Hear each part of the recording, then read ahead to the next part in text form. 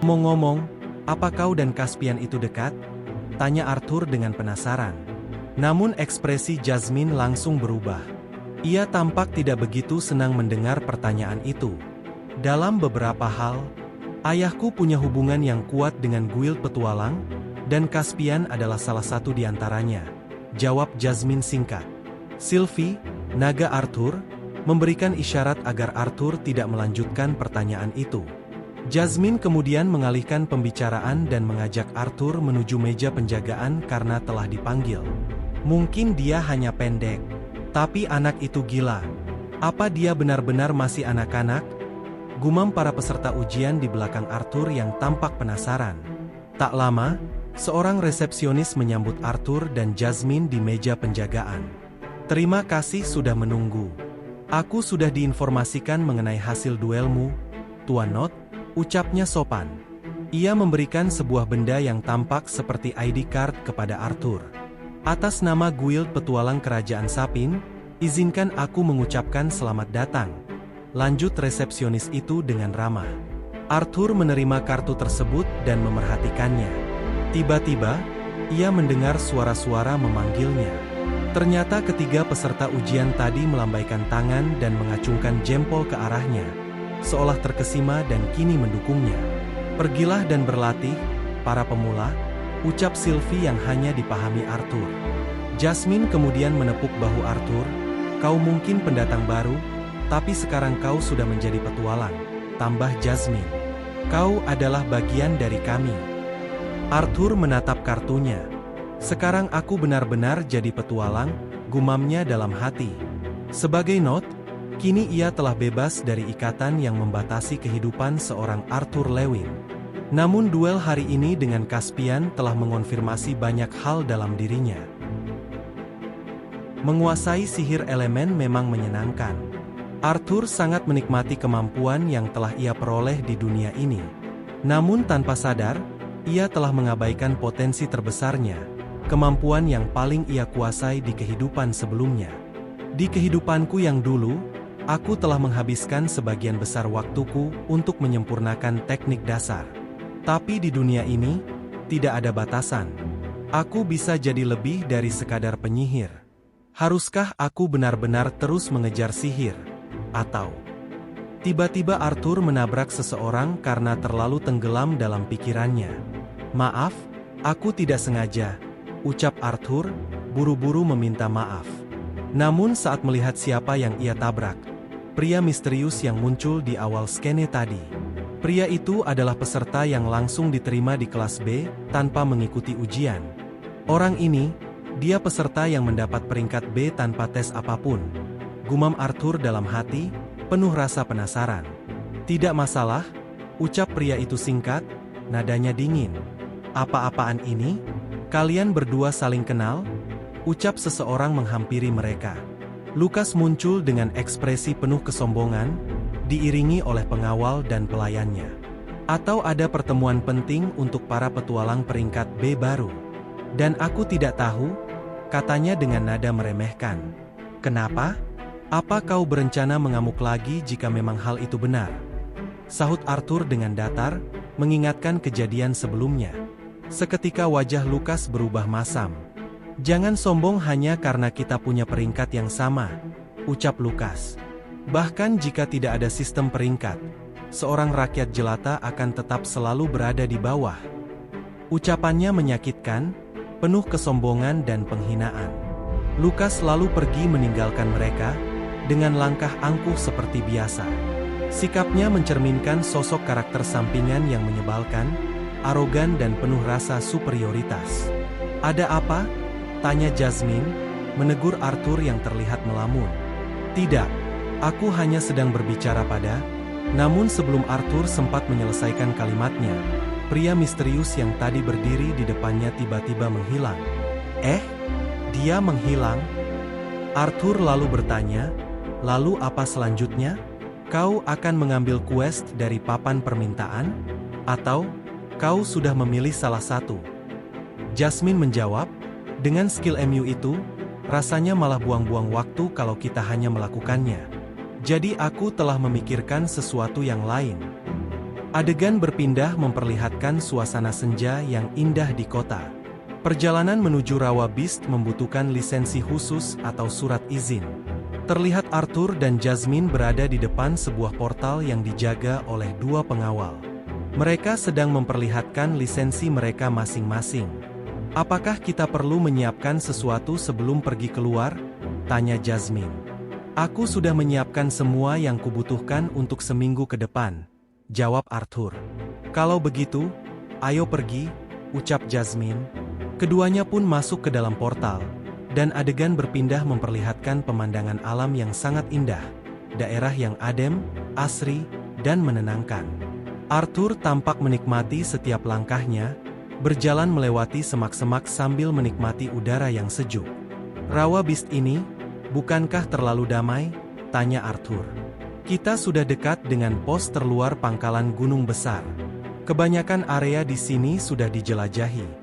Petualang kelas bawah sering menggunakan tempat ini untuk berlatih dan mengumpulkan bahan," jelas Jasmine sambil menunjuk ke arah seorang petualang muda yang sedang berlatih. Cairan dari kelenjar aroma beast itu biasanya dipakai untuk membuat potion dan eliksir, jadi banyak quest yang berkaitan dengan mereka. Arthur lalu bertanya, "Haruskah kita membantunya?" "Biarkan saja," jawab Jasmine tenang. "Itu bisa membentuk karakternya." Tiba-tiba, Sylvie, pet dragon milik Arthur, melompat dan mengejar sesuatu. Arthur tersentak. "Sylvie, mau kemana kau?" "Mungkin dia ingin makan itu agar jadi lebih kuat," gumam Arthur, sedikit khawatir. Namun Jasmine tersenyum tenang. "Dia pasti sangat senang dengan banyaknya makhluk bermana di sini." "Apakah kita perlu mengejarnya?" tanya Jasmine. "Tidak perlu. Dia akan baik-baik saja. Aku bisa merasakannya dengan jelas lewat ikatan kami," jawab Arthur. Jasmine berkata, "Karena Rawa Beast punya tingkat ambient mana yang tinggi, jangkauan ikatanmu dengannya juga jadi lebih besar." "Kalau begitu, ayo cepat," ucap Jasmine sambil mulai berlari, mengaktifkan kekuatan mananya. Arthur pun menyusul dari belakang, memandangi Sylvie yang menghilang ke kejauhan. "Aku penasaran, apakah begini rasanya jadi orang tua, melihat anaknya pergi sekolah untuk pertama kali?" gumam Arthur sambil tersenyum, mengenang momen-momen lucu bersama Sylvie sejak beberapa tahun lalu. "Tetaplah aman, Sylvie," ucap Arthur dalam hati, penuh harap. Kemudian scene berpindah, memperlihatkan Arthur yang tengah berbaring santai di atas rerumputan. Tampaknya mereka telah sampai di tempat yang nyaman untuk beristirahat malam ini. "Jika bukan karena teknik rotasi mana yang diajarkan Sylvia padaku, aku tidak akan pernah bisa bertahan," gumam Arthur saat itu. "Kau punya inti light red bukan?" tanya Jasmine sembari membawa setumpuk kayu bakar di tangannya. "Meskipun aku sedikit memperlambat diriku, tapi gerakanmu tetap membuatku terkesan. Kurasa kita seharusnya memang berhenti dan beristirahat beberapa kali," tambah Jasmine, lalu mendekat dan menggenggam tangan Arthur, menggunakannya untuk menyalakan kayu bakar. Beberapa saat kemudian, memperlihatkan suasana malam yang hening dan tenang. Api unggun menyala hangat di tengah mereka. "Makhluk ikatanmu masih belum kembali. Apa dia baik-baik saja?" tanya Jasmine sambil melepas sebagian perlengkapan perangnya. Di balik perlengkapan itu, Jasmine tampak anggun dan cantik. "Sylvie sangat senang berada di luar ruangan," jawab Arthur santai. "Aku bisa membayangkan, pastinya sangat membosankan terus berada dalam ruangan." "Ya, dan sekarang dia pasti sangat menikmati kebebasannya," timpal Jasmine. Arthur lalu menutup buku yang sedari tadi ia baca, dan keduanya duduk hangat di depan api unggun. "Hei, Jasmine," Arthur tiba-tiba bertanya, "apa yang membuatmu memilih menjadi seorang petualang?" Pertanyaan itu membuat Jasmine terdiam sejenak. Wajahnya tampak tak bersemangat. "Sial, apa aku membahas hal yang tabu?" pikir Arthur dalam hati, merasa bersalah. "Aku ingin menjauh dari keluargaku," jawab Jasmine singkat, sembari menatap api yang bergoyang lembut. "Jadi tebakanku benar," gumam Arthur pelan. "Tak apa, aku tahu kau sudah menyadari itu saat di kuil petualang," ucap Jasmine. Keluarga Flamesworth memberikan kontribusi besar dalam perang melawan bangsa elf. Keluarga kami dikenal sebagai penghasil penyihir kuat, baik conjurer maupun augmenter, khususnya dalam atribut elemen api. Itu adalah kebanggaan besar, karena api dianggap sebagai elemen terkuat. Ia melanjutkan, aku tumbuh lebih cepat daripada semua saudaraku. Orang tuaku menaruh harapan besar padaku, tapi hasil tes menunjukkan bahwa aku tidak memiliki bakat dalam elemen api. Sejak saat itu, aku dianggap pecundang oleh keluargaku sendiri. Arthur mengepalkan tangan, geram. Itu bodoh, ucapnya tajam. Memang benar, ada tingkatan tertentu dalam kekuatan inti mana, tapi menyusun hierarki berdasarkan elemen itu konyol. Tidak ada elemen yang lebih unggul dari lainnya. Semuanya tergantung bagaimana seorang penyihir memanfaatkannya. Jasmine tertawa pelan. Maaf, aku hanya tak menyangka melihatmu semarah itu. Biasanya kau selalu tenang. Arthur terdiam, mengingat kembali masa lalunya. Kerugian terbesarku di kehidupan sebelumnya adalah kolam kiku, mirip seperti inti mana di dunia ini, yang jauh lebih lemah dari orang kebanyakan. Namun di dunia ini, dengan elemen dan inti Dark Yellow di usia 24 tahun, Jasmine malah dijauhi oleh keluarganya sendiri. Semua ini tidak adil, gumam Arthur dalam hati. Sedari dulu, kata Jasmine, aku tahu orang-orang akan selalu mencari alasan untuk merasa lebih unggul dari yang lain. Itu sifat alami manusia. Namun, Jasmine juga menyebut bahwa Twinhorn, kelompok petualang yang pernah Arthur temui, selalu memperlakukannya dengan baik. Arthur memandangi Jasmine yang kini terlihat jauh lebih rapuh dari kesan dingin yang biasa ia tampilkan. Tiba-tiba, Jasmine menggenggam tangan Arthur, lalu menggunakan tangan itu untuk memadamkan api di tongkatnya. Malam pun semakin larut. Api unggun padam perlahan, dan mereka berdua sudah membungkus diri dengan mantel tebal, bersiap tidur. Arthur, panggil Jasmine pelan. Setelah kupikir-pikir aku telah memaksamu untuk memilihku sebagai penjagamu. Aku tidak mudah berteman atau membaur. Aku juga tidak punya pengetahuan luas seperti Twinhorn lainnya. Jadi mungkin aku seharusnya menanyakan pendapatmu dulu. Arthur tersenyum, memandangi Jasmine. Kau itu terlalu sensitif. Namun tiba-tiba, angin bertiup dari arah Jasmine ke arah wajah Arthur. Itu tidak baik, kalau kau menggoda seniormu, ucap Jasmine tiba-tiba, sembari menoleh ke arah Arthur.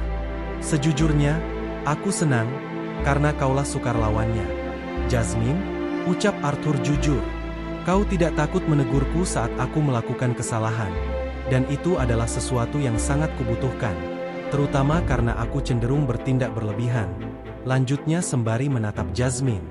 Jasmine hanya menahan senyumnya. Tapi kita benar-benar harus tidur sekarang. Malam pun semakin larut, terlihat mereka berdua mulai berbaring dalam keheningan. Itu aneh, saat berbicara denganmu, aku tidak merasa sedang bicara dengan anak-anak, ucap Jasmine. Ia menoleh, menduga Arthur sudah tertidur. Dia pasti sudah ketiduran, bisiknya pelan. Namun ternyata Arthur belum benar-benar tertidur. Adegan kemudian berpindah, memperlihatkan suasana pagi hari yang cerah. Burung-burung berkicau riang, dan tampak beberapa hewan mana yang juga bersemangat menyambut pagi itu. Sylvie, kau terlalu berat untuk tidur di atasku, keluh Arthur sambil memejamkan mata. Tapi saat ia membuka matanya, ia terkejut. Seekor makhluk yang sangat menyeramkan ternyata tengah berada di atas tubuhnya. Sontak Arthur langsung menghempaskan makhluk itu dengan kaget. Tak lama kemudian, aroma lezat tercium di udara pagi itu. Hah, aku menikmati pertunjukan komedinya.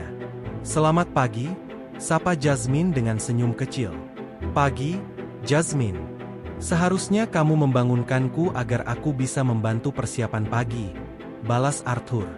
Sudah kucoba membangunkanmu, tapi kau tidak bangun, jawab Jasmine tenang. Maaf, itu kebiasaan burukku, ucap Arthur sembari mengusap belakang kepalanya malu. Kalau kau sudah bangun sekarang, ayo makan. Dan tanya pada makhluk ikatanmu apakah dia ingin bergabung, ujar Jasmine sembari mulai mengenakan kembali perlengkapannya. Baiklah, jawab Arthur. Arthur pun memanggil Sylvie, hewan mananya. Mari kita makan, Sylvie. Aku sudah makan, jawab Sylvie riang. Ternyata Sylvie sudah lebih dulu berburu, dan hewan yang tadi tidur di atas Arthur kini telah menjadi sarapan lezatnya. Kurasa, dia baik-baik saja, gumam Arthur kepada Jasmine. Adegan berpindah, memperlihatkan pagi yang mulai sibuk. Jasmine dan Arthur tampak selesai makan dan bersiap dengan perlengkapan mereka masing-masing. Lalu, kita akan kemana sekarang? Tanya Arthur penasaran. Sebenarnya, salah satu alasan aku membawamu ke sini adalah untuk bertarung denganmu, jawab Jasmine tiba-tiba. Arthur terkejut. Bertarung? Aku memperhatikan gaya bertarungmu. Kadang terlihat agak canggung, seolah kepalamu paham, tapi tubuhmu tak bisa mengikutinya. Dan itu memang benar. Arthur adalah seorang raja dalam kehidupan sebelumnya, dan kini telah bereinkarnasi ke tubuh yang lebih muda. Ia belum sepenuhnya terbiasa dengan tubuh barunya. Ide yang bagus, jawab Arthur singkat. Tapi, latihan seperti apa yang kau maksud? Aku perlu tahu batas fisikmu sebelum kita pergi ke Dungeon atau mengambil misi. Jadi, batasi penggunaan manamu dan fokuskan hanya ke pedangmu saja, ucap Jasmine sambil bersiap dengan pedangnya. Baiklah, aku mengerti, jawab Arthur sambil bersiap. Namun tiba-tiba, Jasmine berkata, gunakan pedang yang satunya, ucap Jasmine. Arthur agak terkejut. Dari mana kau tahu tentang itu? Kau itu orangnya terlalu praktis untuk membawa tongkat kayu tanpa alasan, jawab Jasmine santai. Arthur pun mengambil pedangnya Dawn's Ballad. Jadi, kita akan bertarung di sini? Tanya Arthur. Ikuti aku, jawab Jasmine. Mereka pun melangkah bersama menuju tempat yang lebih terbuka. Tibalah mereka di sebuah lapangan luas, sangat cocok untuk latihan tempur. Itu, pedang?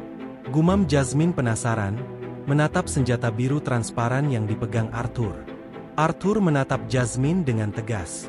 Wajahnya yang tampan kini terlihat sangat serius. Aku sudah siap, ucapnya mantap. Jasmine sempat tertegun memandangi Arthur. Jasmine pun membuka pedangnya. Ia bersiap untuk melakukan latihan dengan Arthur.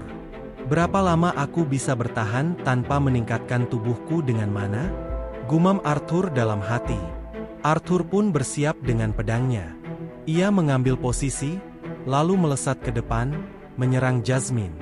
Namun dengan mudah, serangan itu ditepis olehnya. Arthur mencoba lagi, dan lagi. Namun setiap serangannya ditangkis dengan sangat mudah oleh Jasmine. Ia menghindari setiap gerakan Arthur dengan sangat lihai dan presisi. Gerakan pedangnya cepat, tegas, dan mematikan. Pertarungan melawan Jasmine ini memastikan ketakutan yang kupunya sejak bertarung melawan Caspian, pikir Arthur. Arthur kembali mencoba menyerang. Namun kali ini, pedangnya berhasil dijatuhkan oleh Jasmine. Tak menyerah, Arthur bangkit dan melancarkan serangan lagi, tapi hasilnya tetap sama. Ia tak mampu menembus batas keahlian Jasmine. Sementara aku terobsesi mengasah kemampuan sihir yang luar biasa, aku jadi terlalu puas terhadap keterampilanku menggunakan pedang. Sejak aku berada di dunia ini, kemampuanku dalam sihir telah menjadi penopang utama dalam semua hal yang kulakukan. Bahkan, itu telah menutupi kekurangan dan keterbatasanku sendiri, gumam Arthur dalam hati. Adegan kemudian berpindah, menampilkan Arthur yang tampak kelelahan, terduduk di padang rumput. Kau menang, ucap Arthur, terengah-engah. Kemampuan fisikmu kurang, dan gerakanmu terkadang agak canggung. Tapi, kamu menutupinya dengan teknik yang tepat, kata Jasmine, menghampiri Arthur. Ditambah insting dan refleksmu yang bisa dibilang menakutkan, lanjutnya. Arthur hanya bisa tersenyum mendengar pujian itu. Terima kasih, tapi aku tahu kau memberiku kemudahan, jawab Arthur. Lihat, intuisimu menakutkan, balas Jasmine. Arthur pun tersenyum. Tapi secara alami, aku akan menjadi lebih kuat. Aku akan terus menjalani misi dan menjelajahi Dungeon, bahkan saat menggunakan sihir. Tapi itu masih lama. Aku beberapa tahun lebih maju dalam memanipulasi mana. Jadi aku akan fokus hanya pada permainan pedang tanpa menggunakan mana. Jelas Arthur. Jasmine menoleh cepat. Kau ingin menjelajahi Dungeon tanpa menggunakan mana? Bahkan untuk pengalaman nekat seperti itu, butuh waktu puluhan tahun bagi seorang pejuang agar bisa menguasai teknik pedang. Jasmine menatapnya serius. Aku tahu, kau hebat. Tapi, sebelum Jasmine menyelesaikan ucapannya, Arthur menyela. 2 tahun, ucap Arthur dengan wajah bercahaya, keringat menetes di pelipisnya, namun sorot matanya tak goyah. Hanya itu yang kubutuhkan, jawab Arthur tegas. Hari-hari pun berlalu. Waktu terus berjalan tanpa terasa, hingga kini genap 2 tahun telah terlewati. Di awal adegan, diperlihatkan sebuah restoran yang ramai di suatu tempat. Suasananya riuh dengan sorakan para pengunjung yang tampak menikmati makanan dan minuman mereka sambil tertawa dan bercakap-cakap. Di antara keramaian itu, terdengar suara seseorang. "Hei, apa kalian sudah dengar tentang rumor itu?" tanya seorang pria. "Oi, Kagul, kalau kau mau bicara soal pendekar pedang bertopeng itu lagi, sudahlah, semua itu cuma omong kosong," sahut Turman, pria bertubuh kekar yang duduk tak jauh darinya. Namun, salah satu pengunjung lain yang berambut jambul menyela. "Tidak, itu benar. Seorang kenalanku pernah satu tim dengannya waktu berpetualang bersama Jasmine Flamesworth. Dan dia cukup pendek. Jadi agak sulit untuk tidak mengenalinya." "Lalu, apa katanya tentang si pendekar bertopeng itu?" tanya Turman, masih setengah mengejek. "Menurutnya, dia bukan seorang penyihir." Turman kemudian menyemburkan minuman dari mulutnya. "Omong kosong. Baik itu soal dia seorang augmenter, pendekar bertopeng, atau cerita-cerita konyol itu, semuanya mengada-ada. Apa kau pernah dengar kalau dia menyelesaikan Dungeon sendirian?" tanya pria berjambul tadi lagi. "Menyelesaikan Dungeon? Sendirian?" Turman tertawa makin keras. "Augmenter biasa tak akan sanggup, bahkan di tingkat Dungeon yang paling rendah sekalipun. Dan kau berharap aku percaya bahwa dia bisa?" "Aku juga dengar begitu.